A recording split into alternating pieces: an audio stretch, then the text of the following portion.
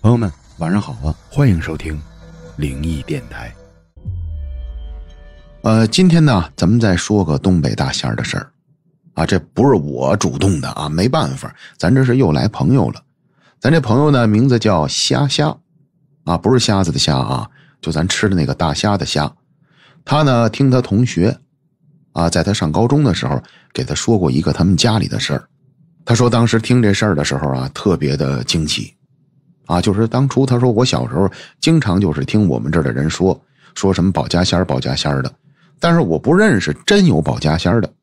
结果我这同学家里边人家是真有，而且他讲的这事儿呢跟他奶奶有关系，并且他奶奶呢去世了，他觉得他同学呢不会拿他去世奶奶乱开玩笑的。那至于咱们瞎说的这事儿呢，那就是发生在他同学家好多年前了，搁现在得倒退15、16年了，或者20年前左右。当时呢同学的奶奶身体呢不是说太好了啊，当然岁数也大了啊，70好几岁了。尤其是有这么一回早晨，奶奶出去买早餐去，咔嚓给摔了一跤。摔完之后就打这儿开始，他说我奶奶就不行了。首先是这个头脑就感觉他迷迷糊糊的，有时候叫人叫错，而且说话呢以前特别清楚的个老太太，但是呢自从摔完这一跤之后呢，嘴里边说话开始打嘟噜。什么叫打嘟噜呢？就是不清楚，舌头绕不开弯，而且把同学的妈妈呢认成他自个儿闺女，把自个儿闺女呢认成同学的妈妈，整个是乱套的。当时家里边的大爷就是奶奶的大儿子，就说咱妈可能是不对劲儿，但是几次去医院看，医院说就是老年的小脑萎缩，俗称老年痴呆啊，但是不严重，说没什么事儿。可是他们家人呢，他说不光是我奶奶，我大爷什么的都跟我奶奶学过一点啊，他们都懂点这些东西。尤其是我大爷对我奶奶的这个病情的态度特别悲观，就是一直告诉家里的弟弟妹妹们，同时也包括同学他爸啊，同学他爸是他大爷的三弟，说那意思你们做好心理准备，感觉咱妈好像不对了。儿女们其实不爱听这个，但是是大哥说的，又能怎么办？可是老太太自打犯了这个病之后，也就是2个多月，突然间一天晚上，这天晚上老太太吃完了饭，家里边儿女全都在，就正赶上家庭聚会。然后老太太大概是8点半吃完了就下了桌了。下桌之后她还说了一句，我上屋里我躺会儿去啊。说完就走了。走完呢是同学的妈妈给老太太扶屋里边去的，她躺着就睡着了。睡着完了之后，剩下的儿女们就还在一块喝酒，是吧？他们是东北人，黑龙江这边的，而且一喝呢那就没完，很有可能一喝得喝到夜里去。但是大概到了10点半左右，大伙忽然间这边在桌上正喝着酒了，只见老太太换了身新衣裳，特别漂亮，弄得特别干净，把头发也都梳了啊，还轻微的化了一点妆，打屋里走出来了。走出来之后，老太太那个声音和之前不一样，变了声了，但是还是她本人说话。就是说并不是她声音真的变了，而是她人的这个声音整个变得就是立体起来了，就有点像是我们专门干这种工作的人，声音稍微受过点训练。老太太出来说话变得特别端正，然后跟大伙说，行，今天赶上你们都在啊，跟你们正式说一声啊，前2天呢咱家老仙儿找我了，我呀快到时候了，但是我要是走了以后呢，别哭啊，也别难过，因为我以后还在咱家待着，只是你们瞧不见我。当时老太太话说到这儿，儿女们马上就害了怕了。而且呢家里边她有女儿啊，就是同学的姑姑什么的，当时就有小姑就哭出来了，妈你这干啥呀，这是啊，怪吓人的，咋了，别瞎说。可老太太一脸严肃，马上制止小姑，继续说，你听我说，我得嘱咐事儿啊，就是咱家那个谁呀，小彤彤啊，小彤彤这个考学可得努力学习啊，这孩子以后能高升，升到多高呢？弄不好能当了科学家。老太太所说的小彤彤是他们家二儿子的儿子，也就是说只有他们家的二儿子生了个儿子，剩下男性生的都是闺女。当然老太太可能有点重男轻女，她没交代别的女孩的事儿，包括咱同学的事儿也没交代，就专门交代了一句这个小彤彤。然后再接下来就说了好多家里的规矩，比如说他说他走以后这房子千万不能动，不能卖，你们要是非得卖这个房子，或者国家未来要是拆的话，千万得把仙堂迁走，就是咱们家这个老仙堂一定要迁走。然后还嘱咐了一大堆，还让大儿子拿笔记，这个迁仙堂时候到时怎么迁。而且老太太还说了什么呢？咱们家的保家仙姓氏名谁，来自何方啊？原来他们家的老仙呢是黄家仙啊，姓氏名谁这我不敢说，我就不说了。其实咱这个瞎给我写出来了啊，这我真不敢在节目里边乱说，说完人找不来麻烦了啊！而且还说了一下挨个他们家这一堂子老仙各自的名号全都报出来了。虽然呢就是说他们家那个在堂子上面都写着这些老仙的，但是他们家儿女不认识。老太太还给各自的介绍了一下这各位老仙都是干什么的。还有就是嘱咐大家伙以后逢年过节一定得给老太太包韭菜鸡蛋，里边还得带点虾仁的饺子。还有就是抽的那个烟必须得是华子。我跟您说啊，这个东北人特认这个华子它是有关系的啊，也就是说它这里边是有一定讲究的，说白了就是有起。当然华子也是好烟啊，这个确实是，但是呢东北人这边特别认这个，他们甚至来说什么事儿啊梗都是用这个华子，它都是有缘由的。还有就是酒必须得是当地高度的一种酒，这我也不能说，后来我怕我说完您买着喝去了，对吧？万一买着假的我就不说了。然后呢还颠拍了好多事儿。当时老太太这一通说，大伙不敢说话，只能听着。但听到最后慢慢的老太太就说完了。说完了，儿女一看这个行吗？您快睡去吧，是吧？就这意思，您快睡去吧，别闹了。因为老太太她这会儿她多少是有点老年痴呆啊。儿女们当时呢，你说不当真吗？她也当真，肯定是当真的。但是这几个儿女的性格也不相同，除了老大特别当真，剩下的儿女都觉得这是老年痴呆造成的。还有就是他妈打年轻的时候就弄这些东西。不过老大特别悲观，就是同学他大爷当天晚上就下号令了，说今天晚上咱都别走了，守着吧。老太太很难过今天晚上。结果果不其然，这一晚上几乎每隔20分钟他女儿就推房进去看看老太太去，因为老太太搁屋里边睡觉啊。结果到夜里边3点多钟，连一点动静都没有，老太太驾鹤西游了。当天晚上咱那个同学也在他奶奶家了，他说我奶奶临死之前都没动静，就说我姑啊可能隔了个10多分钟进屋偷着看一眼，我奶奶还喘着气儿了，再隔一会儿再进去看我奶奶就没了。结果当天晚上全家就闹开了，赶快给老太太举办后事。可是在办后事的时候，我的妈哟，这同学说奶奶的后事办到第3天，到第3天的时候大概是晚上11点多钟的时候，要不然就是10点来钟，他们那儿讲究叫送路，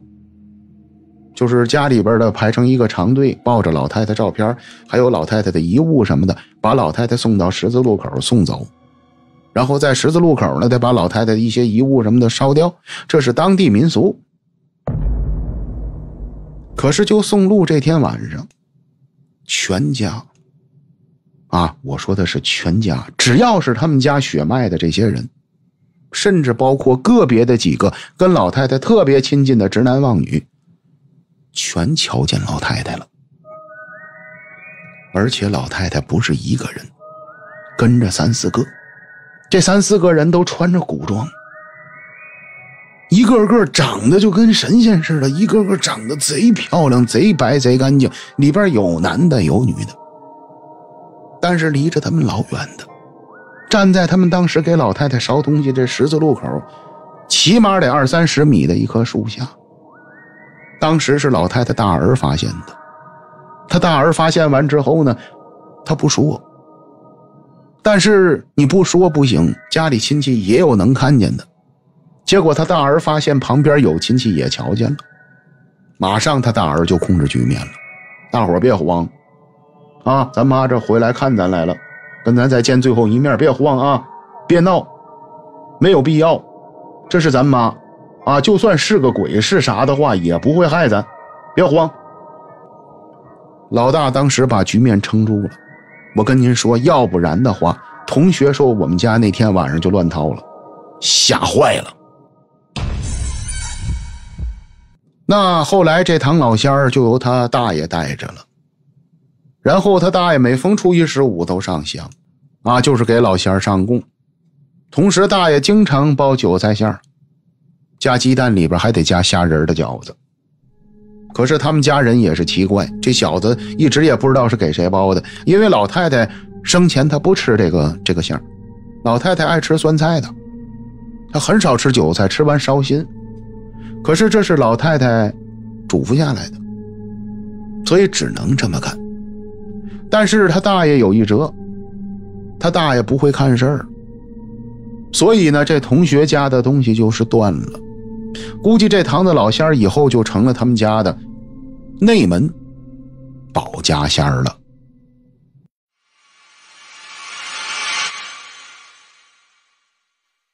好了，朋友们啊，第一个故事咱说完了，欢迎继续收听灵异电台，精彩继续。今天呢，咱家来了个叫小叔的朋友啊，他是小书本的那个书，不是叔叔的叔啊，他挺年轻的，2001年的。然后他给咱说的事儿呢，他说是我网友给我讲的，跟我打游戏的一个网友啊，给我说的他舅舅的事儿。结果我讲这事儿的时候，他说是一天晚上我们俩玩游戏，玩那个王者荣耀，他拿手机呢跟我语音啊给我说的。不过呢，我看了一下小叔说的这东西啊，他这事儿其实挺虚无缥缈的啊，我提前得通知您，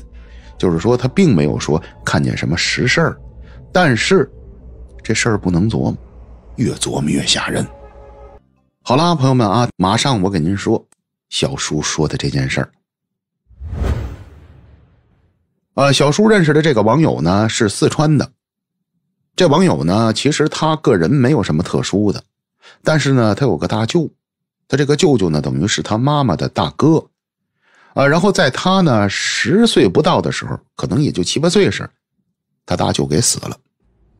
而且死到什么地步呢？我跟您说啊，他大舅葬礼他妈不让去，不让他去。按说这个长辈出这种问题的话，家里边应该是带着他去的，而且他大舅生前挺疼他的，可是他妈不让去。至于为什么不让去呢？他说至今这事儿也不能说明白了，因为他的妈妈、姨还有别的舅舅，再加上外公外婆都不能提大舅的事儿，一提家里人就哭。所以说他说我也没法问。但是他所知道的，大舅的死是非常惨的，说是把大舅烧的还剩一点点，那么也就是说他大舅是死于火难的。太具体的细节呢，他说他不知道，家里人不让提这事儿，就是关于大舅是怎么死的啊，家里不让说。但是大致他知道，他说大舅是开车，开单位的车，结果车给撞在什么树上了也不是，然后车给自燃了，把大舅就烧死在车里了。人找出来的时候都干了，还剩不点儿啊，一点小个儿。然后他们家呢就对于大舅的死打击是非常大的，外公外婆呀一夜之间就白了头发。因为大舅死的时候才20多岁，外公外婆岁数本来不大呀，但尤其说是外公一夜就白了头。还有就是外公从大舅死到大舅出殡的最后一天，外公没哭哭不出来。那种心痛他不是拿哭能表达的，是直到大舅最后举行那告别仪式时，外公才哭了，而且当场就哭昏过去了。可想而知大舅的这个去世对他们家的影响是非常严重的。但是呢，他说我们家呢就落下来一个什么习俗呢，就是我外公外婆这边不是我奶奶爷爷这边，就落下来一个，就是一到了过年过节，比如说咱国庆节呀中秋节呀春节呀，我外公外婆这边呢家里就会摆一个碗筷，这个碗筷就是给我大舅的，谁也不能动也得在桌上放一把椅子，但是这个椅子是空着的，谁也不能坐。然后小叔的这个网友呢，他的弟弟妹妹可能有人动过这种碗筷，在吃饭的时候就是动过大舅的这副碗筷，外公当时就急，平时特别温柔的外公马上就翻脸不让动，因为那是他大儿的。可是这个他们家的传统吧，也算是他们家的一个祭奠大舅的习惯吧，只进行到了咱们这个小网友他的15、16岁，也就是说大舅是在他8、9岁死的，到15、16岁之前，只要一过节就给大舅摆碗筷摆椅子进行到了他15、16岁，等于进行了7、8年。可后来忽然间的一年就不摆了，而且是外公和外婆不让摆的。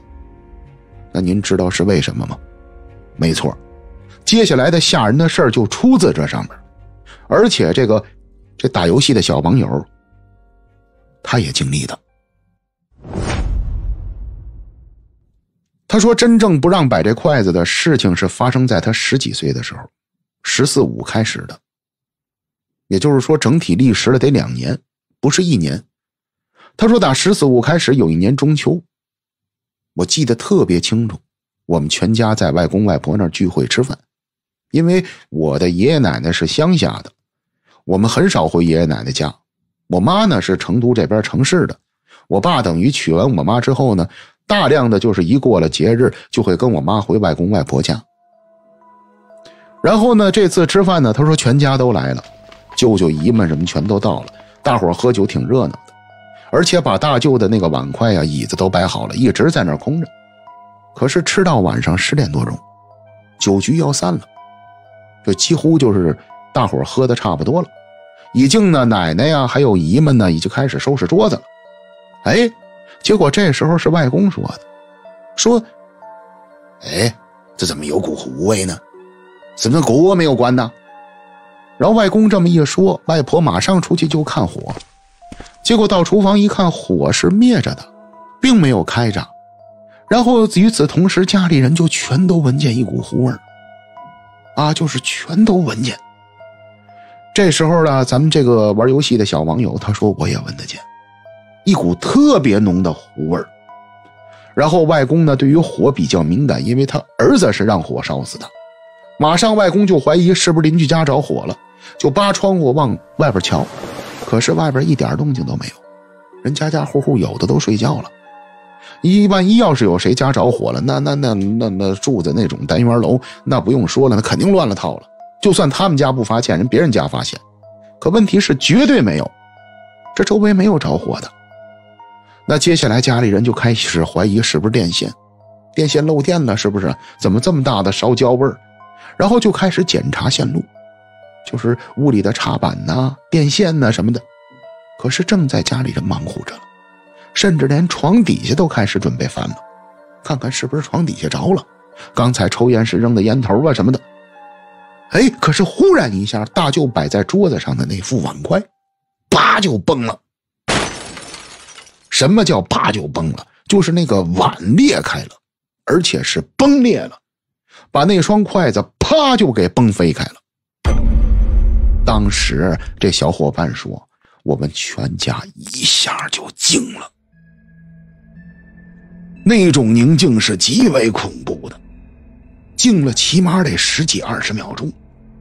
然后外婆这一下反应过来了，扑哧就哭开了，老大呀，你回来了！结果大半夜全家抱着哭，啊，妹妹们还有弟弟们想大哥，外公外婆想大儿子。然后呢，这件事呢对他们家又是影响巨大，但是没些日子过节，还是继续100万块。可是咱这小伙伴说，从这开始每次只要100万块，我们就能闻见糊味儿，特别明显的糊味儿。结果摆了又有这么1年多，是二舅找外公谈的。二舅说，大哥已经去世这么多年了，咱老这么影响他，其实不是好事儿。按照咱们中国传统文化来讲呢，这个逝者投胎才是最佳的。您老这么摆着啊，形成对他的思念，他可能也不愿意走，这个不是好事儿。而且咱家还有孩子，您的外孙子外孙女什么的，是吧？还有亲孙子亲孙女，经常聚会都来。爸，不行，咱以后别摆了。后来外公啊其实挺倔的，但是慢慢想开了，就把这个他们家的这个传统习惯就给取消了。从此之后呢，这小伙伴说就没再出过邪事儿。但是他说这事儿我遇上的时候也就是10几岁，上初中1、2年级啊，对我打击是特别大。我就因为大舅的这事儿啊，吓了好久。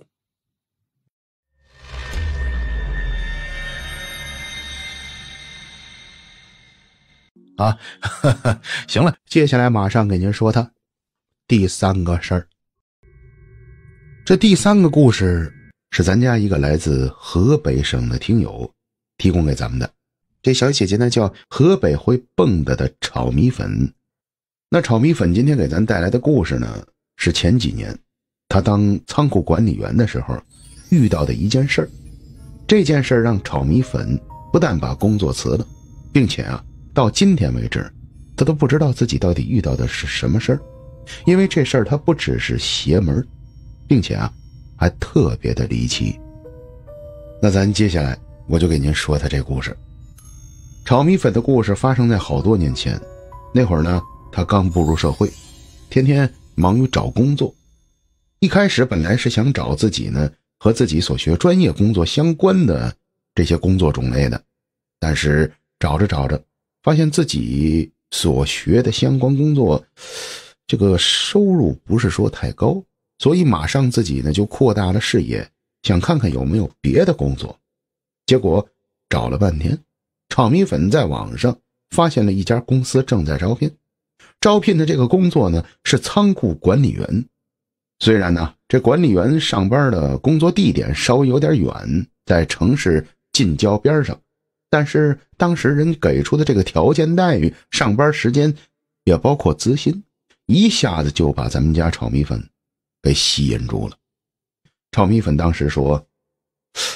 我就觉得他给的这价，这是管理员吗？这是骗子吧？一个仓库管理员在那个年代就能给到6、7千块钱，这有点骗人吧？而且我看样子什么都不用干，就是上这儿住着去，上这儿待着去，这有点太奇怪了。所以抱着这种想法，炒米粉就联系了对方公司。没想到对方特别热情，就叫炒米粉到那儿应聘去了。由于炒米粉的外形看起来比较高大俊朗，再加上又年轻，当时应聘的时候呢，人家对方老板就特别愿意把他留下来，并且啊当面还跟炒米粉说，哎兄弟，你要是能留下好好干，你这又年轻，我仓库那边看的都是洋酒红酒什么的，没什么危险性的，你要说能留下来，咱们常年的这么做下去啊，后边工资咱还能商量。可这炒米粉一听还有这事，太好了，这以后看来还有发展，弄不好还弄个总库管员当当。行啊，所以当场就答应这老板了。结果啊，当天下午两方就签订了合约，并且啊，当时都约定好了，3天以后炒米粉就要去上班了。但是本来以为这工作没什么的炒米粉，赶等上班之后，他发现这工作还是有一定压力的。老板的仓库里边放的全是高端的红酒和洋酒，哪瓶拿出来都能顶上炒米粉半个月的工资。所以说这个仓库管理员责任还是重大的，那既然拿了人家这么多钱，打心里边炒米粉就觉着一定得给人家好好干，所以打第一天上班的时候，炒米粉就特别的认真。不过也没有这么难，因为仓库挺大的，管理员有2位，每天晚上倒不是说他自己一个人在那儿盯着，所以说有个陪伴的，并且呢也岁数不太大，俩人没几天聊得还挺来，所以除了工作稍微地点远点以外，炒米粉特喜欢这个工作，后边开开心心的就正式进入到工作状态中了。但是这快乐的日子没过了些天，上班也就是10多天，突然间这天炒米粉是晚上可能7点多钟到的单位，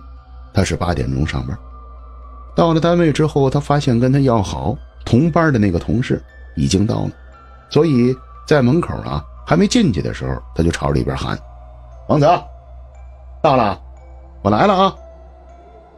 可是他这一喊，只见他这同事王泽从里边就匆匆忙忙的跑出来：哎，你可来了，我操，出事了，你快进来。炒米粉一听这个，马上跟着这同事就进了仓库，结果被这同事带着就到了仓库的中间的位置，然后拿手指着一箱子酒，告诉炒米粉说：哥们儿，你打开看一下。炒米粉马上伸手把箱子就撩开，结果这一撩，我的妈呀，这里边明显少了2瓶酒，而且这是特别贵的红酒，并且这箱子也很明显被人动过，所以马上炒米粉就问他这同事：哎，谁动酒了？怎么少2瓶？同事听完2个眼珠子瞪得特圆，回答炒米粉：我也不知道啊，昨天一直到现在就没人来拿过货，仓库一直锁着，晚上守完了咱俩走了之后一直这么放着，没有人进来过，我刚才开门的时候锁头也没有人动过，全是没问题的，上面窗子都是关着的，这怎么回事？炒米粉一听完马上回答：坏了，看来丢东西了，这可麻烦了，这酒还是特别贵的，要不咱俩调监控去吧。然后说完，炒米粉跟着同事马上俩人就回了办公室，到办公室赶快调监控看看到底谁拿的这2瓶酒。可是接下来这监控调出来之后，这哥俩坐在监控的面前看傻了。这调监控的一开始真没调出什么东西，因为他们调的是自己没在仓库，就是打早晨起来8点多下班锁上仓库门之后，一直这一白天这监控的内容他们没看到什么东西，也就是说什么事都没发生过。但是俩人正在费解中了，他这同事就说：要不咱把昨天晚上咱们守着这儿的监控调出来看看，昨天晚上咱俩说实话还真没注意仓库里边的东西。然后炒米粉马上就把昨天晚上俩人在这上班时的监控给调出来了，结果他们这一调坏了，只见这监控播放到夜里边2点半左右，他们仓库里浩浩荡荡的走进来一大堆人，这人得有10多个，有老婆，有老头，有小孩，有年轻的，有岁数小的，有岁数大的，10好几个人身上穿的古古怪怪，花花绿绿，从监控的镜头中就这么出现在仓库里了。而且这10几个人是分散的进来的，进到他们仓库之后开始四处乱扒乱看，然后扒了有这么一会儿，其中的一个老太太打仓库左脚的位置一个货架子后边，当时监控是照不到她的，但是能看见她打后边拿出了2瓶酒来，这2瓶酒正是丢的那2瓶。可是这老太太并没有把这2瓶酒拿走，而是把好几个人叫过来，围成一个小圈，在那儿絮絮叨叨的说这2瓶酒。结果说着说着，其中一个个子较小的年轻男人把这酒抢过来，一下给打开了。打开完了之后，就在这一刻，监控从左边又走过来2个人。这2个人可是重点，一下子把咱那个炒米粉和他同事吓疯了。因为监控上走过来的这俩人呢，是他们俩，长得跟他们俩一模一样，头发、头型、身高、胖瘦完全是一样的，只是穿着一套他们俩从来没穿过的衣裳。俩人当时看到这一步的时候就懵了，哎，这不我吗？对呀，这好像也是我呀。咱俩昨天晚上。俩人这会儿瞬间进入到了一个迷幻的状态，都不知道该怎么说了，完全心里边包括头脑里混乱了。然后把这个监控俩人又倒回去看了10遍左右。当时监控上显示的这2个人就是他俩。可是他俩昨天晚上3点来钟不到就睡着了，不可能出去，而且也不可能跟着这么一大堆人开他们家自己仓库的酒。并且这监控到这儿还没完，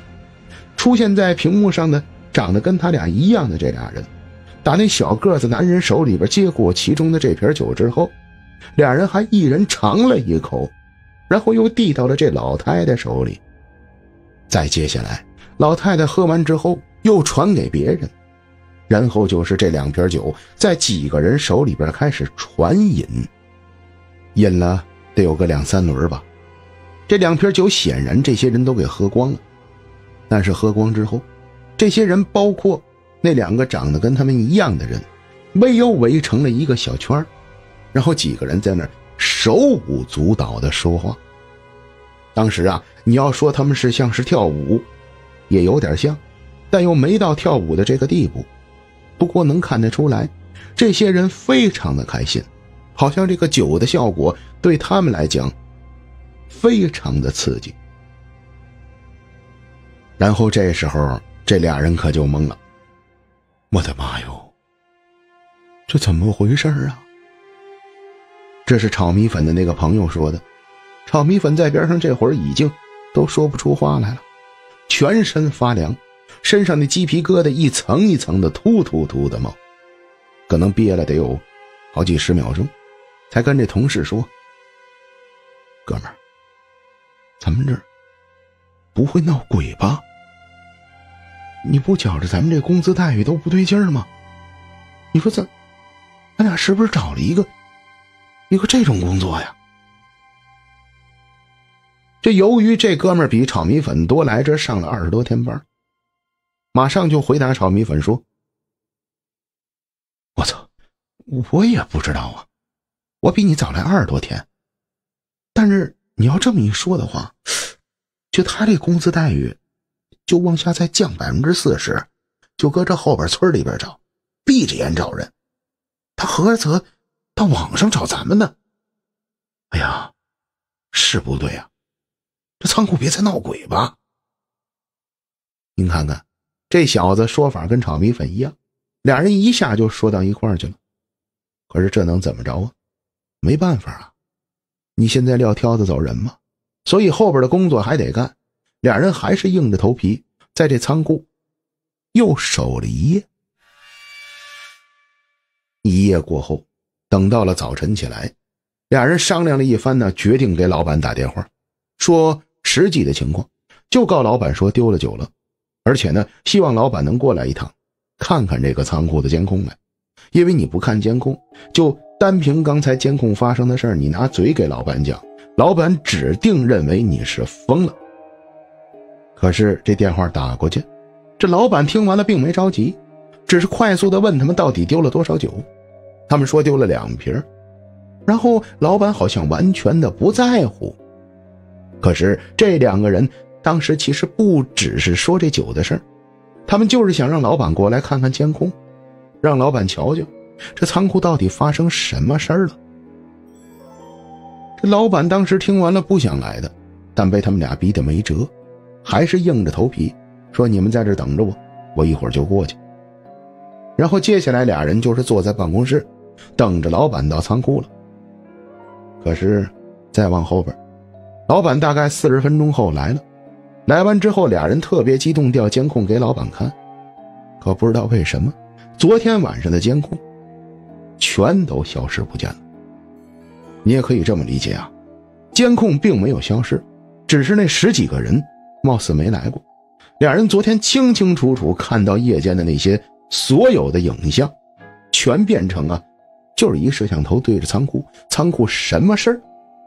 都没发生过的画面了。这一下子俩人就着急了。不是你这昨天我们俩真看见了，我都不知道该怎么跟您讲，特别邪门的一大堆人过来偷咱酒，而且里边还有2个长得有点像我们俩。您琢磨琢磨，就这套话，您要是老板，您员工跟您说，您不大嘴巴扇他呀？或者您得给他轰出去，这人疯了吧？我这他妈雇了个神经病过来吧？可是俩人当时都特别认真，玩命的给老板说。结果老板一听这个，行了，你们俩先别说了，你带我看看去，哪2瓶酒丢了，咱看看去。然后俩人一琢磨，是啊，先带老板看看酒去吧。结果就带着老板去了。可是到了那之后，俩人连找昨天那开过的箱子都找不着。当时就感觉这货架上貌似就没有任何东西动过一样。结果后边翻腾了可能得20分钟，也没找到哪箱酒是被打开的，等于昨天丢的那2瓶酒貌似又让人给还回来了，并且不但还回来，还把箱子又原封不动的给封上了。那么事情到这一步的时候，合着等于就是前边咱们讲的那些故事根本就像是没发生过。不过这是站在他老板的角度，他老板认为这员工俩人神经病，胡说八道。但是站在他们俩，他俩可就更费解了。这他妈怎么回事？这到底是发生什么了？我们昨天看了一场电影吗？这一切好像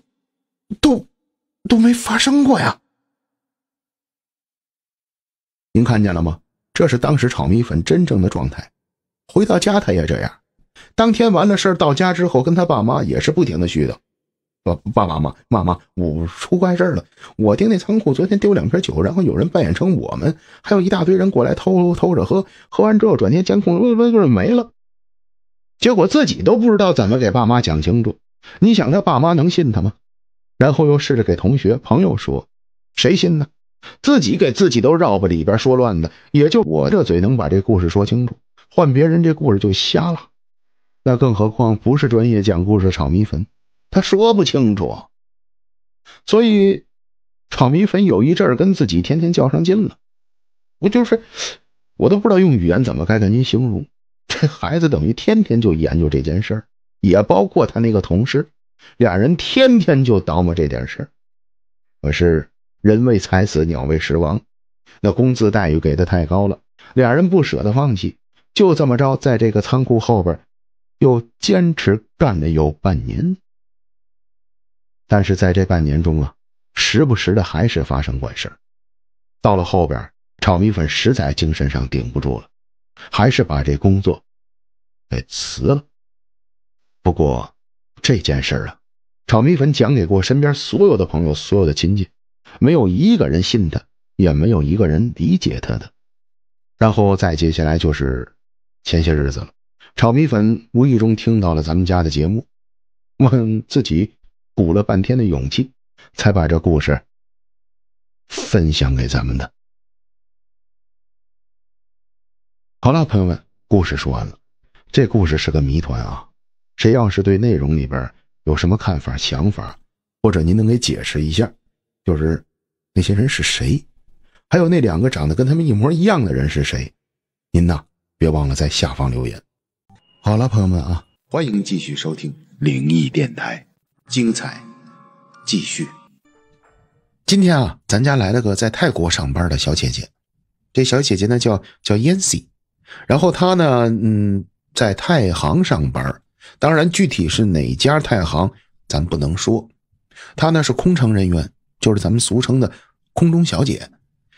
但是他是在泰国工作啊，我再说一遍，我是怕大家伙有误会，他不是在中国的航空公司，所以咱今天讲的事儿呢是泰国的事儿。不过呢，Yancy 小姐姐也说了，她说这是好多年前的事儿了，按说这种事儿是绝不能外说的啊，我们航空公司是保密的。但是呢，时间太久了，现在已经可以说了。那好了，朋友们啊，马上我就跟您说，咱们这个太行的空姐小姐姐到底给咱说什么事儿了。Yancy 说的这个事儿呢，发生在10来年前。他说10来年前呢，我们当时工作的这个算是我们机组吧，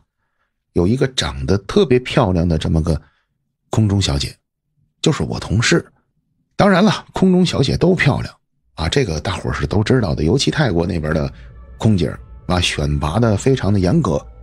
但是她呢，她说是相对更漂亮的那种，就比较出众。打她加入到了我们这个班组来之后呢，我们班组就有好多男的盯着她啊，因为有空少啊，而且还有机长啊、副机长啊什么的，甚至还有一些地勤工作人员呢，反正都盯着她。但是这个女孩呢，她还真不是那种啊，就是瞎来的那种女的，挺规矩的，跟谁都客客气气的，但是都保持着一定的距离。也就是说，我们一开始从表面上看着她没什么问题，可是就刚入我们组，有这么2、3个月左右，在我们飞往啊一次，这个地儿咱就不说了吧，反正飞往国外的这么一次航班啊，反正也不是飞咱们中国。就在这次航班中，晚上呢我们都是住在酒店的，就是飞到这个地儿啊，给我们安排好的酒店。刚巧他呢跟我们就住在隔壁间，结果跟他住在一个房间的另外的一名空姐大半夜的说他跑出去了。当然了，这些事儿在我们这个环境圈子里边是不能这么乱说的，是吧？你乱说人家一个女的又是空姐晚上跑出去了，这不合适，你说她干什么去了？是不是？但是她的确是出去了，好像是10点多钟吧，他以为跟他一块同屋住的那个女孩睡着了，他就走了，走完之后12点回来的。结果就在与此同时，我们的副机长也被人发现半夜出去了一趟，也是被我们的同事瞧见了。所以从那儿开始就开始传，我们这副机长好像和这个姑娘俩人在私通。但问题是这姑娘是单身未婚，可副机长已经结婚好多年了，所以这种消息一旦传出去是非常不好的，尤其是这航空工作人员是绝不能让乱传这个东西的。但是这消息一传开之后，按说副机长是有权利的，他肯定得站出来闹，对吧？你们谁给我乱说的，是不是？可是他从来不说，他避开这个话题。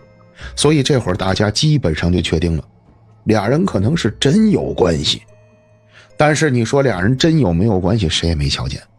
不能确定，因为也没有人抓着2个人的现行。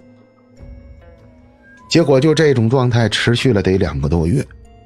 后来慢慢的大伙就心照不宣了。当然了，这2个人也是经过2个月之后也是越来越公开啊，因为估计也是露馅的地儿露的越来越多，大伙就几乎确定了，就是这俩人绝对是有事儿。可忽然间一天下午，这天下午呢，Yancy 他们飞回了泰国，整个全组都飞回去了。回去之后，他们在自己的航站楼里边，有他们的休息室什么的。然后这个长得漂亮的这个小女孩呢，她就出去上厕所，谁也不是干什么去。结果她就接电话，不知道是谁给她打来的电话。接电话的时候呢，她就跑到了这个航站楼的一个眺望台那边接去，可能那边比较安静，而且是能够打开门走到阳台上的，但是很高啊，这阳台离地面保守说可能得7、8层到8、9层。可他正打着电话了，在电话里正跟人说着话了，结果后边忽然冲出来一个女的，这女的好像早有准备，奔着他的腿就去了，把他抱了起来，直接从这阳台上给揍了下去。当时大伙都听见了一声惨叫，啊，就这么一声，然后谁也不知道这到底是怎么了。结果等大伙看见了，反应过来了，所有人都傻了。这年轻貌美的空中小姐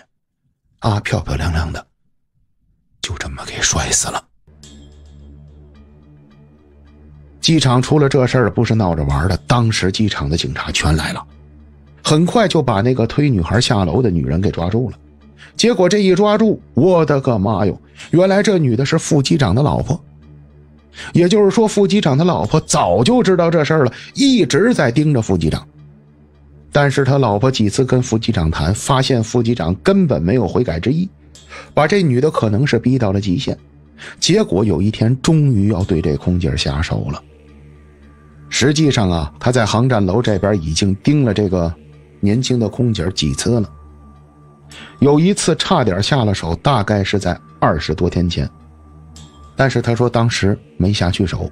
旁边可能是有人捣乱，有人影响了他。但是这天下午，这个空姐也不知道是怎么了，怎么就打着电话跑到天台上去了。结果他一看，这是老天爷给了他机会，所以下手就报仇了。后来这个机长被停职了好长时间，但是每个国家和每个国家不一样，这事儿要在咱中国完了，这机长死定了，不用我说了，是不是？他老婆也不用说了。但是后来他老婆肯定是受到了这个法律的惩罚，但这机长后来歇了这么1个来月，又让他上班了。大伙就觉得挺奇怪的，但是谁也不敢说什么，这是人公司的安排，咱也没有权利说，是吧？所以这机长就恢复工作了。但是忽然间的，机长回来上班连1个多月都没有。有一天，这一天正好赶上航班飞到了一个特殊的地方。为什么说这个地儿特别特殊呢？是因为这个地儿正是机长第一次和那个漂亮女孩私通的那个国家，而且入住的还就是那家酒店。因为航空公司到了哪个国家住什么酒店都是固定的。可就在这晚上就出了事儿了。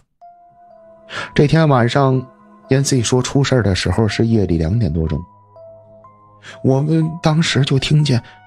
有同事在楼道里边说话，是我们的男同事，而且这同事明显是让单位给叫过去的，是让我们单位的人叫上去的，说让他赶快去22楼，因为机长他们几个管理人员都住在22层，我们住在中间10几层的位置。我们能听见这同事在外边大声的打电话，但是我们不敢出去，但明知道这是一定是出了事儿了。可接下来没有一会儿，也就是打完电话10分钟左右，我们就听见酒店楼下开始哭喊。虽然我们住在10几层，但当时是晚上，酒店楼下有哭喊声是很明显就能听见的。然后我们赶快就从窗子往楼下瞧，虽然我们住得高，但楼下来个车也是能看得见的。结果我们发现来了一辆当地的救护车，把我们副机长和我们另外的一个领导给接走了。我们当时都懵了，不知道怎么回事儿。然后肯定我们这里边有空姐空乘人员里边的领导，赶快就跟上层进行了联系。结果这一联系才得知，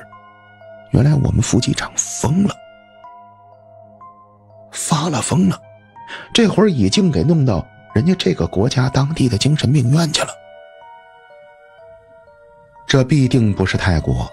机长生了病到了医院，人家肯定是强制控制，打安定药，让他先暂时的稳定下来，赶快让他回国。治病也是要回泰国去治的，因为他是泰国的副机长。可是这个男的好得很快，副机长第2天人就平稳下来了。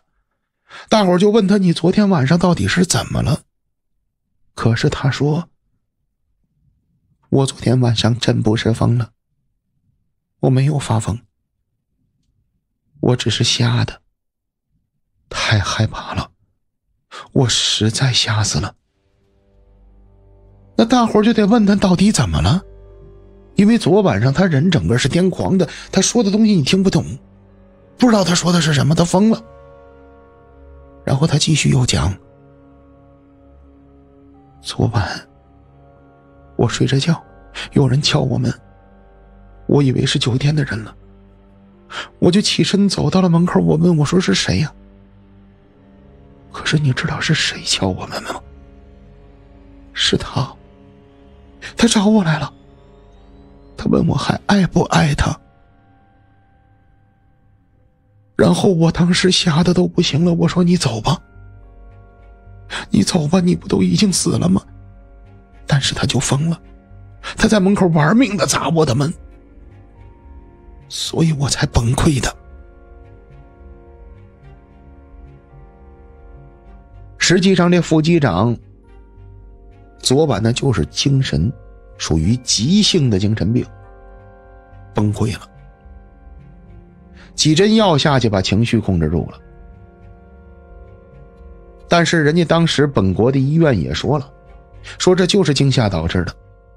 可是他们之间的语言没有相通，因为他讲泰语的，虽说也会英语，但用英语给人表述这种事儿，